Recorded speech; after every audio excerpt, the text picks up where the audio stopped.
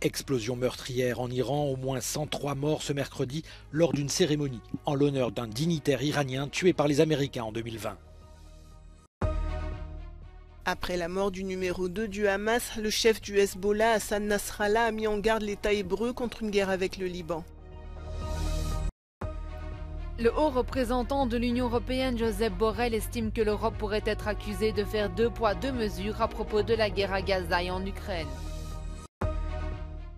Une vague de froid extrême traverse actuellement la Scandinavie avec des températures dépassant les moins 40 degrés en Suède.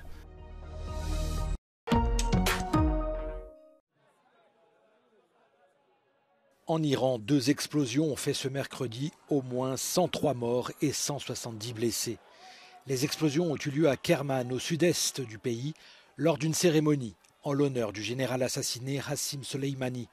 Ce dignitaire iranien avait été tué il y a 4 ans en Irak par un drone américain sur ordre de Donald Trump. Qasem Soleimani était le chef de la force d'élite des gardiens de la Révolution. À ce stade, l'origine des explosions n'est pas encore établie. Cette attaque intervient au lendemain d'une cérémonie similaire à Bagdad, en Irak, pour y signer le deuil d'un commandant adjoint des forces irakiennes soutenu par l'Iran, qui avait été tué au même moment que le général iranien.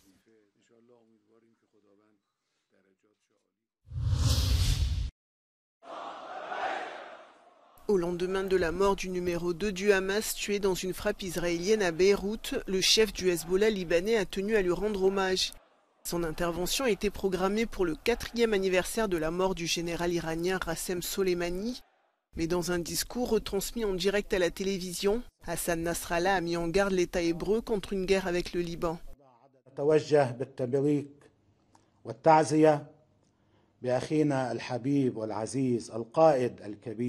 الشيخ صالح نائب رئيس المكتب السياسي لحركة حماس ورفاقه القادة والكوادر في القسام وفي حماس الذين استشهدوا بالأمس في عدوان إسرائيلي فاضح على الضاحية الجنوبية لبيروت.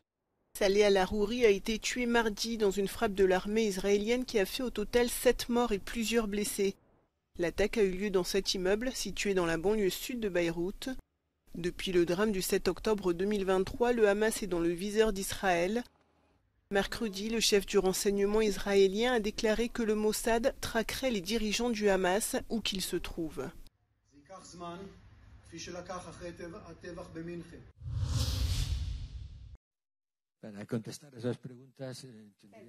Le plus haut diplomate de l'Union européenne, Josep Borrell, a mis en garde contre un débordement imminent de la violence au Moyen-Orient si le conflit de Gaza n'était pas résolu.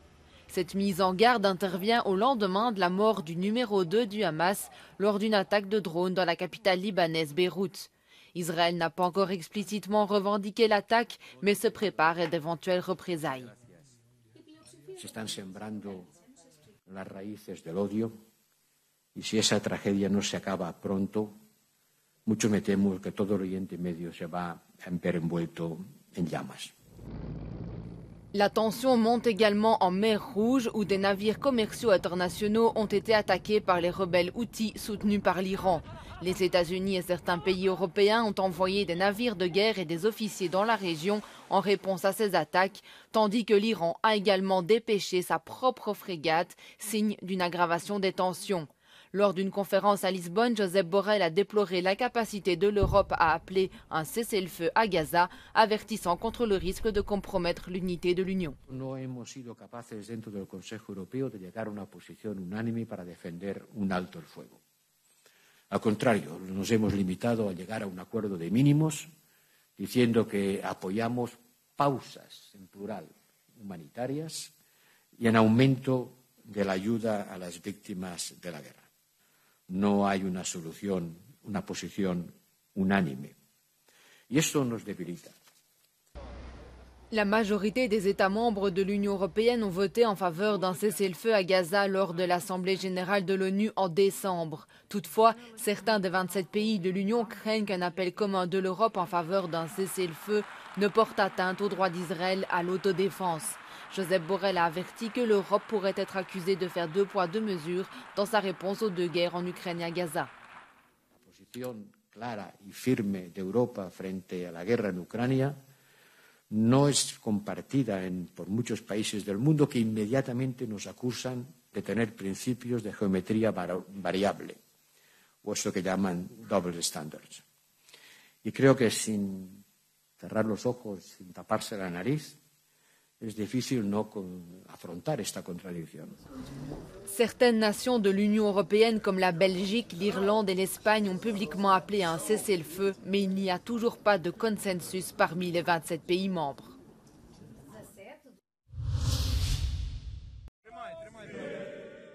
« 248 côté russe et plus de 200 côté ukrainien. Moscou et Kiev ont annoncé avoir effectué un échange de prisonniers de guerre. Selon le ministère de la Défense russe, la libération de ces détenus a été rendue possible grâce à une médiation des Émirats arabes unis. Les deux pays effectuent régulièrement des échanges de prisonniers, le dernier remonte à août 2023. Selon le commissaire ukrainien aux droits de l'homme, depuis le début de la guerre, près de 3000 prisonniers ukrainiens auraient été libérés.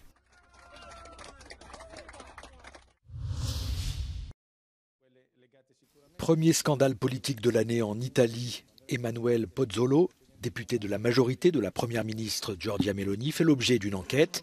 Il est accusé d'avoir tiré accidentellement sur un homme la veille du Nouvel An à Rosazza, dans la province de Biella, en Piémonte.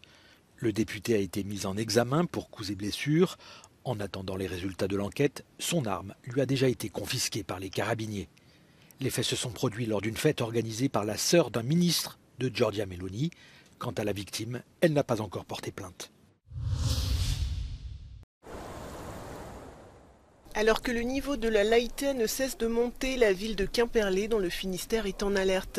Suite aux fortes intempéries, le niveau de la rivière dépasse désormais les 3 mètres et les autorités locales redoutent des inondations comme l'an dernier.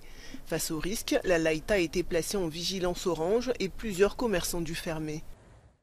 Outre-Rhin, de nombreuses régions font elles aussi face à des inondations depuis plusieurs jours. C'est le cas particulièrement dans le nord-ouest, en Basse-Saxe, où des centaines de personnes ont dû être évacuées. De fortes pluies sont encore attendues dans certaines zones et le risque d'inondation est toujours présent. La tempête Henk, qui a balayé une partie de la France, a également fait des dégâts dans le sud du Royaume-Uni, avec plus de 300 alertes aux inondations. Le quartier de Greenwich, dans le sud de Londres, est particulièrement touché par des vents violents. Et dans l'ouest de l'Angleterre, un automobiliste a été tué après la chute d'un arbre sur sa voiture.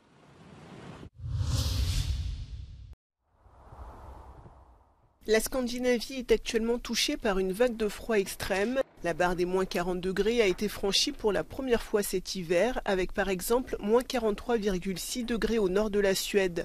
Un record inégalé depuis 1999. Des écoles ont dû fermer et les trains électriques ont été mis à l'arrêt. Man är ju van med kyla, men när det kryper ner under 40 då tycker även jag att det blir kallt. La Norvège n'est pas épargnée non plus par cette vague de froid, avec des chutes de neige et des températures autour de moins 30 degrés. Si les automobilistes norvégiens ont été invités à éviter les déplacements inutiles, c'est aussi le cas au Danemark, où il est prévu jusqu'à 70 cm de neige dans certaines zones du pays. Ce froid, qui va se maintenir encore quelques jours, va s'installer dans d'autres parties de l'Europe, notamment en France, à partir de ce week-end.